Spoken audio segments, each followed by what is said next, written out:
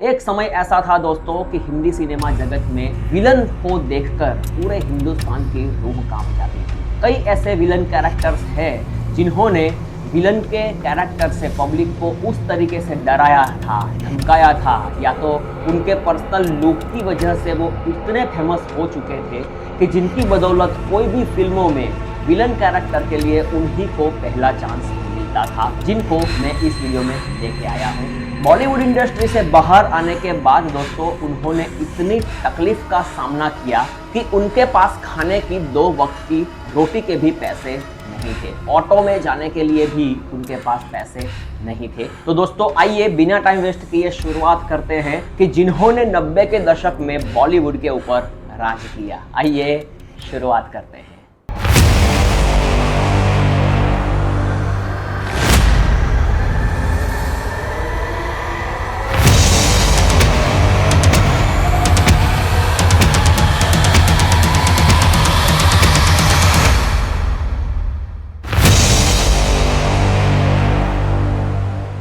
स्वामी रेड्डी यानी कि रामी रेड्डी भी उन्हें कहा जाता है। आंध्र प्रदेश में जन्मा हुआ ये कलाकार पहले पत्रकार का काम करता था। उनके दोस्तों ने उनको सलाह दी थी कि तुम फिल्मों में ट्राई क्यों नहीं करते, और जब फिल्मों में ट्राई किया तो पूरा हिंदुस्तान उनको विलन मानने के लिए मजबूर हो गया था।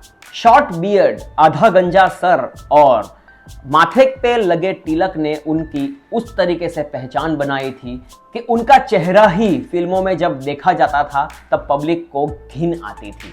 ये इकलौते ऐसे कलाकार हैं जो कि डायलॉग बहुत कम बोला करते थे, और डायलॉग की वजह से नहीं, अपनी पर्सनालिटी की वजह से, अपने लुक की वजह से वो पब्लिक में विलन के कैरेक्टर में बहुत पसंद किए जाते थे। यकीन नहीं आता तो मैं एक एग्जांपल आपके सामने पेश करता हूं, आप डेफिनेटली कबूल करेंगे कि बात तो सही है। अजय देवगन की फिल्म आई थी दिल वाले, जिनके अंदर सुनील शेट्टी और रवीना टंडन भी थे। जैसे ही मैंने नाम लिया दिल वाले, आपके दिमाग में 3 से 4 कैरेक्टर डेफिनेटली आए होंगे। पहला मामा ठाकुर यानी कि परेश रावल उस फिल्म में है।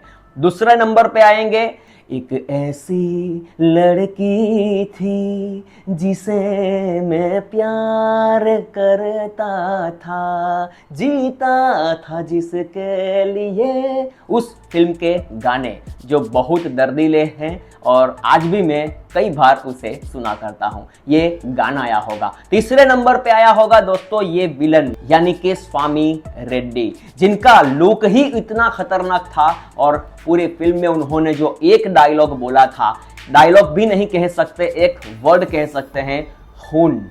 ये वर्ड ही दोस्तों उन्होंने इतनी सिफारिश से बोला था कि जब भी ये फिल्म की बात होती है तब ये रामी रेड्डी का कैरेक्टर हमारे सामने प्रेजेंट हो जाता है। ये एक इकलौते ऐसे कलाकार हैं जो कि बहुत कम बोल के हिंदुस्तान की पब्लिक के दिलों में उन्होंने जगह बनाई थी। वो पहली बार साल 1989 में फिल्म अंकुशम में नजर आए थे और वो फिल्म में उनका किरदार उतना पसंद किया गया कि डायरेक्ट बॉलीवुड से बुलावा आ गया। उस वक्त में रामी रेड्डी ने कई ऐसे फिल्म किए जो कि आज भी लोग देखना पसंद करते हैं। उनमें से पहला है वक्त हमारा है, अंगरक्षक में वेलू और लोहा फिल्म में टकला कह के लोग आज भी उनको याद करते हैं। दादा फिल्म के अंदर यशवंत का कैरेक्टर और अंजी में गुरुजी का कैरेक्टर किसे याद नहीं है। उन्होंने सारे किरदार उस तरीके से निभाए हैं कि उनका कोई कॉम्पिटिटर ही उस जमाने में नहीं बचा था। लेकिन दोस्तों हर एक कैरेक्टर का एक दिन अंत आता है।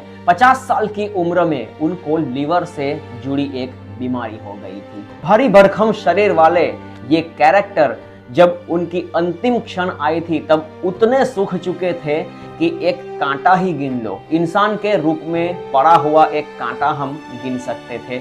जो भी आदमी उनकी खबर लेने के लिए या तो खबर अंतर पूछने के लिए आता था, वो जब वहां से रूम छोड़ के जाता था तब उनकी आंखों में पानी लिए ही जाता था, क्योंकि उनकी स्थिति ही कुछ ऐसी थी। कितने इलाज करवाए, कितनी हॉस्पिटलों के चक्कर लगाए, कितना खर्च किया, लेकिन उनकी बीमारी ठीक नहीं हो पाई। 24 अप्रैल 2001 तक वो अपनी बीमारी से लड़ते रहे, अपने उम्मीद कायम करते हुए मैं एक दिन ठीक होऊंगा, लेकिन वो दिन नहीं आया और इसी दिन वो इस दुनिया को और बॉलीवुड दोनों को अलविदा कह के हमेशा के लिए चले गए।